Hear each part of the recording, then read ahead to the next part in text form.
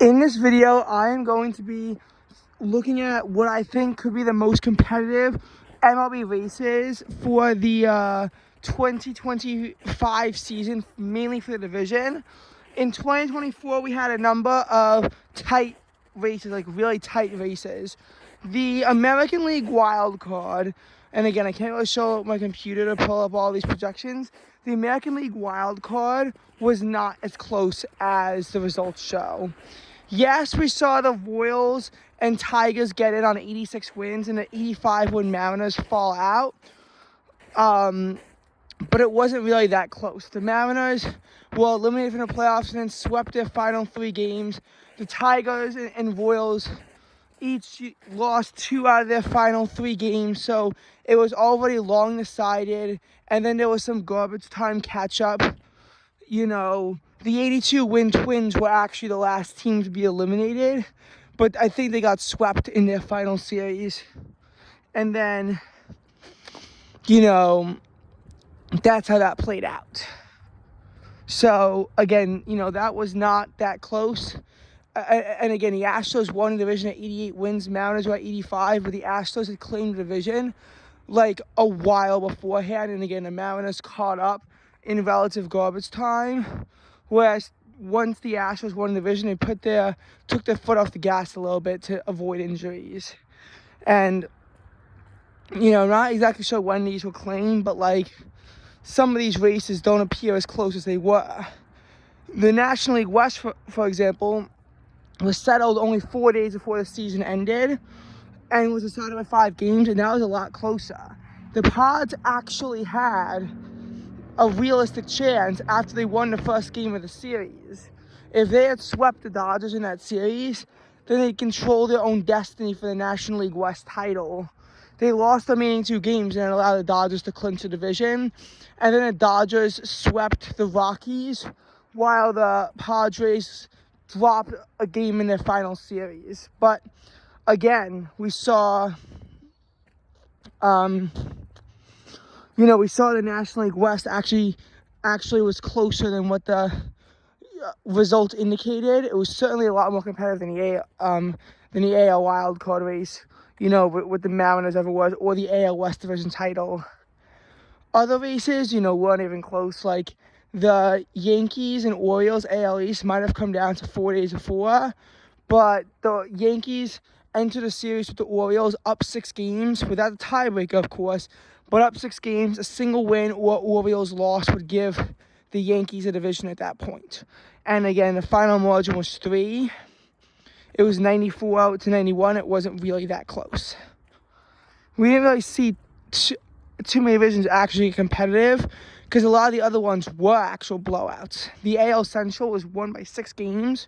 The NL Central was won by 9 games. The NL East was won by 6 games.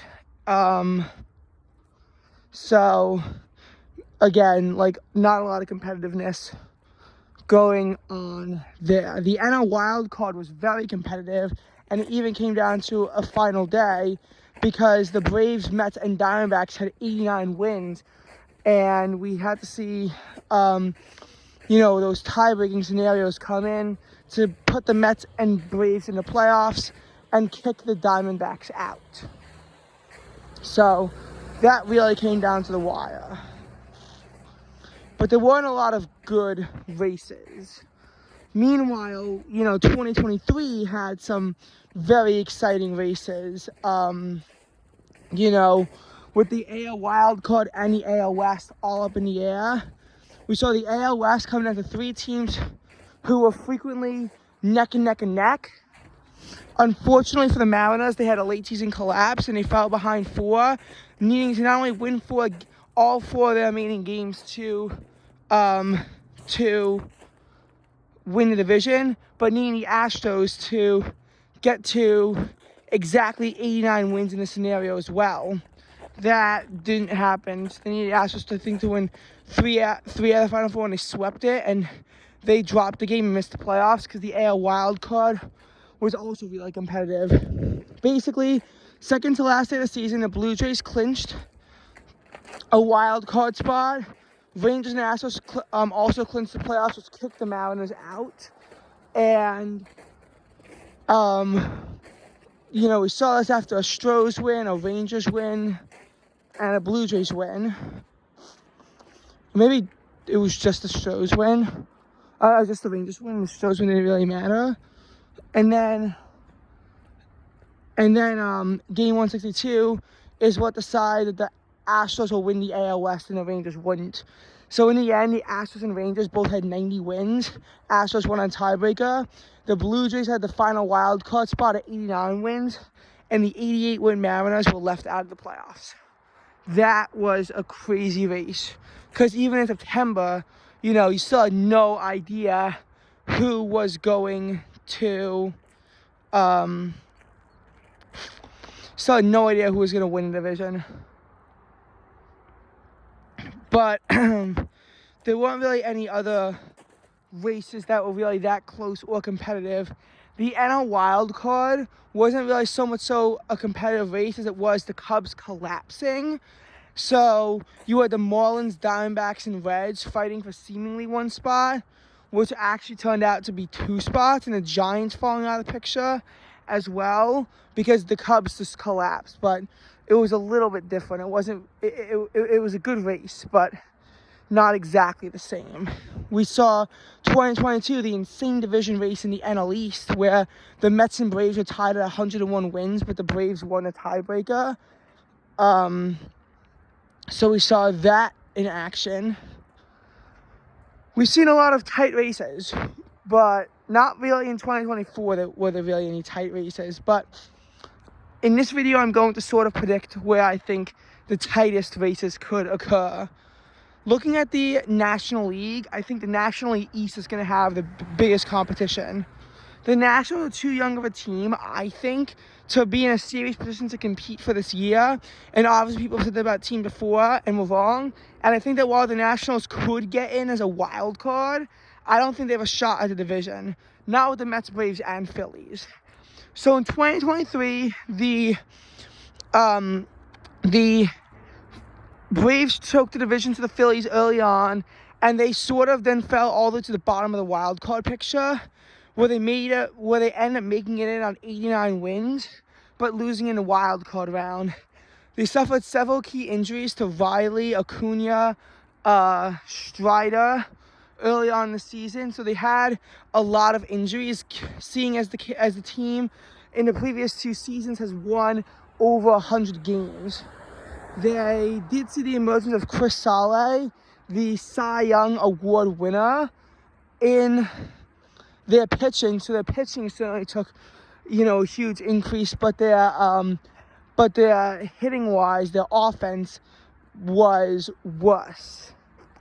So as for where the Braves lie, I'm not totally sure, what I think is going to happen to them in the season, but they're known for being a good team. We also have the Philadelphia Phillies, the winners at 95 wins, a team that really had a historic start, starting off 45-19 after a June 8th win over the Mets. They lost the next game and then went only about 500, so they were mediocrity the second half of the year as they thought that they could snooze to a division title. They could, but that race tightened up. By the end of July, there was a real race between the Braves, Mets, and Phillies as to who could win the NL East, as the Phillies just kept dropping games. They were actually really lucky to win a division, because if the Mets didn't have their 7-11 slump at the end of July and the start of August, and if the Braves then didn't have their slump at the end of August, beginning of September, then, if neither team had their slump, then they could have taken the division over. And the Phillies lost to the Mets in the wild card round. In the division series as a result. The Mets actually took it the furthest. And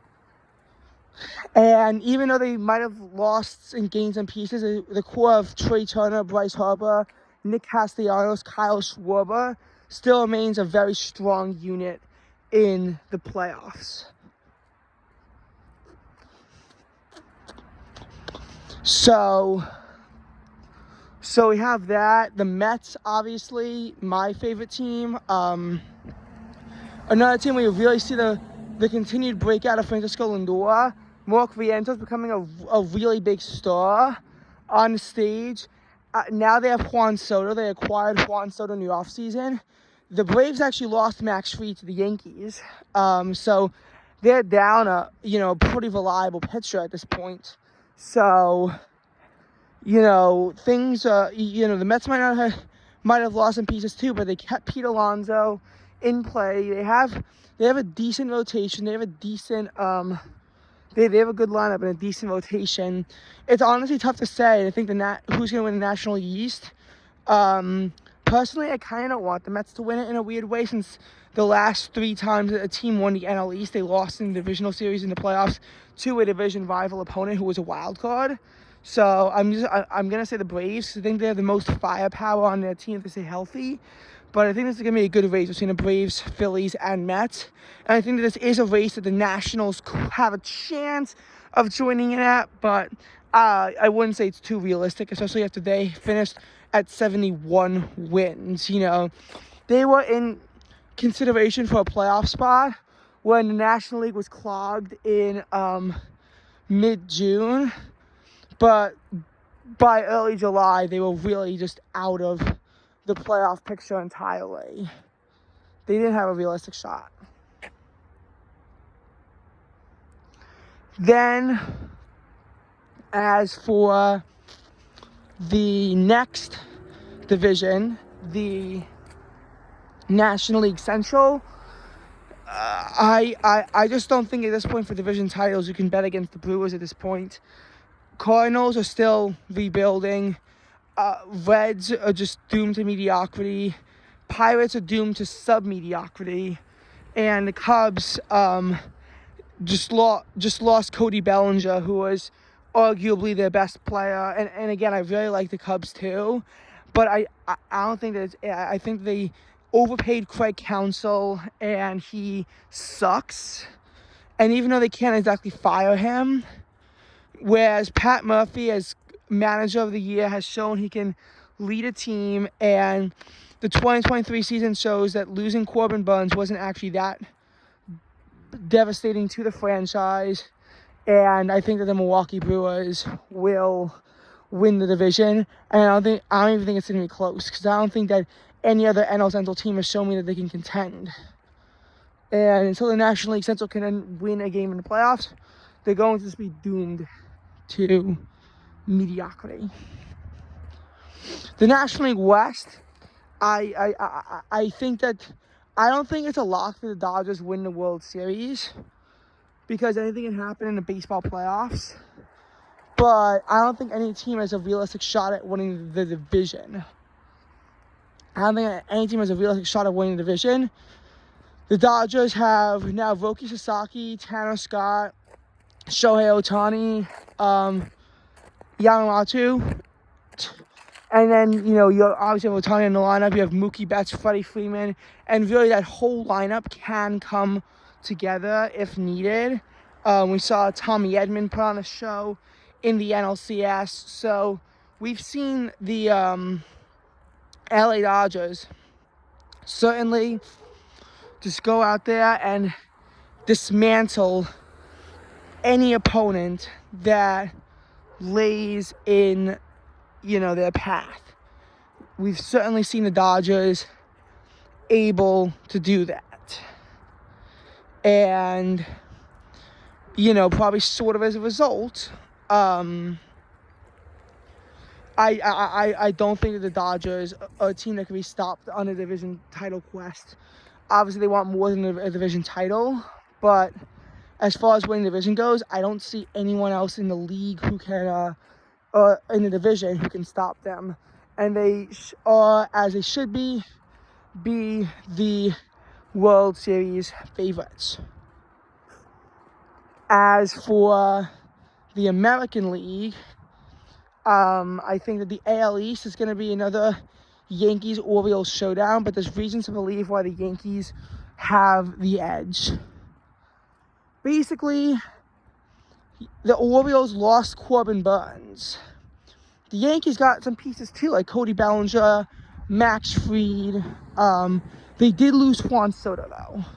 They did lose Juan Soto. That's obviously going to be a huge blow to the team. And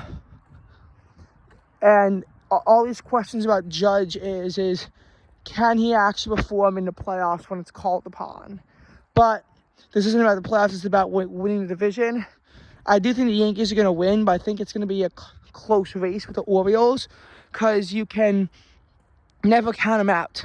The Blue Jays were shut out on a chance to have a huge offseason. They were really trying to go all in to win a championship in 2025, which might have sounded more realistic before their win total finished at like 74 in the 2024 season, because they made the playoffs in 22 and 23. And 21 was an ultra-competitive AL wildcard race where you saw the wildcard spots, and there were only two back then, be the 92-win Yankees and Red Sox, and then the 91-win Blue Jays missed out.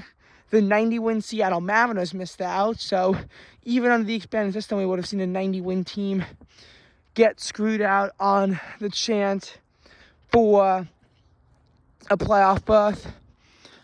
And we saw the them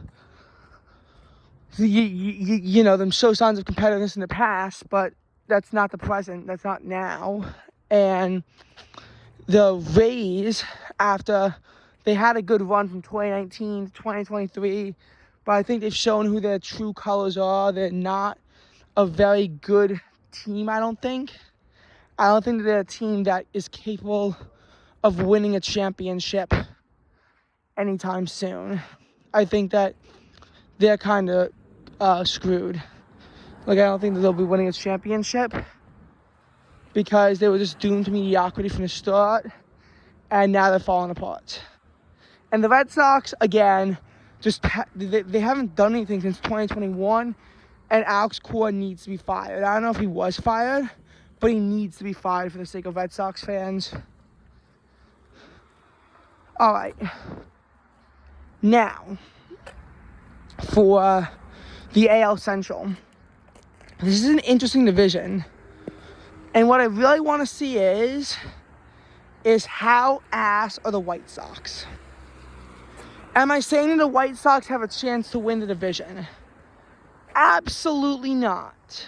But just how bad the Chicago White Sox are will have huge implications on the race. Because remember, the Royals had to go 12-1 against the White Sox to barely clinch a playoff spot. The Tigers 10-3 against the White Sox to get into the playoffs. The one team, though, that didn't need to be White Sox merchants, the Guardians, only went 8-5 against the White Sox. They still got in. That's who the White Sox won 3 games in a row against the Guardians. And it was tough for the Guardians to catch up. And that's why they're only 8-5. So, the only team that didn't need to be a White Sox merchant to get in was the Guardians. And again, how ass are the White Sox going to be? Are they going to be another 41-win team? I don't think so. They're over-under set at, I think, 49.5 wins. I think they're going to get over 49.5 wins. Personally, I think that the White Sox win total is probably going to be in the upper 50s to lower 60s. Probably somewhere around what their 2023 disastrous campaign was, where they finished 61-101. Probably somewhere around there, because that would be, within range of what I think is going to happen. As a result, they're going to be ass, but it's not like you could literally merchant free wins off of their team. I don't think it's going to be like that.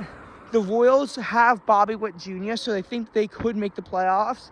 The Tigers, it was just one season full of late-season heroics, but I don't think they'll be able to replicate that. So I don't think they'll be contending again. The Royals have the talent to contend. The Tigers really don't, except for Tariq Skubal.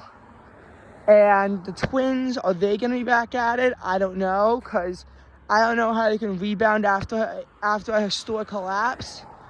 Sometimes teams can rebound after historic collapses. We've certainly seen teams do that before, but like the Cubs couldn't respond from their historic collapse. Neither could the Mariners respond from their historic collapse. So, you know, it's Giants too. It's not always possible to respond after having a historic collapse. So, I don't know if they'll be able to do that here. I'd say it's probably going to be the Guardians. I think the Guardians have the highest chance. I think it might be competitive, but it won't be like that close. Like they'll always have the edge. Now,